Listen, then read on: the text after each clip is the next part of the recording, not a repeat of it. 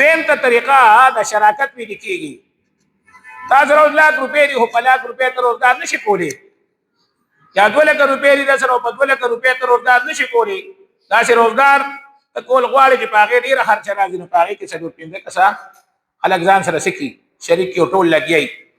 پیسې به هم شته، کار به هم ته کوي، هغه به هم پیسې لګوي او کار به هم کوي په شریکه باندې یو دوکان وکړي یا په شریکه باندې بل څه داسې روزګار شروع کړي، پارټنران شي او په پارټنرۍ باندې په پارټنرشپ باندې د بارګین کار کوي په جایز اصولو باندې، یا چې کوم نه پلاټونو کار کوي، یا بل څه داسې روزګار کوي چې په هغې کې څونه ګټه راځي د خرچو نه پاته حساب کتاب کوي او په هغې باندې هغه خپله خدای چې په شراکت کې پیسې به هم د دواړو دي او محنت به هم دواړه کوي، که یو محنت کوي او بل نه کوي نو دا بیا مضاربت دی، دا بیا چې کومونه شراکت نه دی. یا یو سړی وي زه محنت نشم کولی خو دا ورور به مې در سره وي، دی به در سره منډه تړله وایي زه محنت نشم کولی خو دا سړی به در سره زما وي، ته له بخیر د خپلې ګټې نه لږه تنخوا ورکوم خو دی به تا سره زما له طرفه وي. بلکل ټیک ده.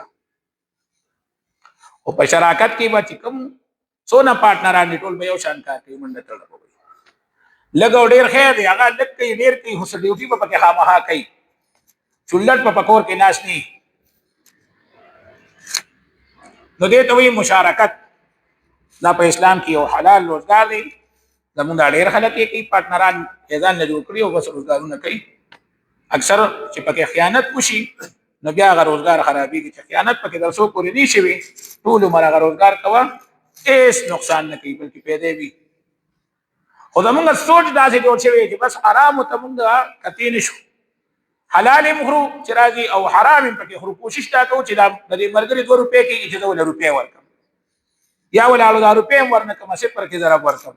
نو په دې خو روزګار نه کېږي وروره، په دې خو روزګارونه نه کېږي.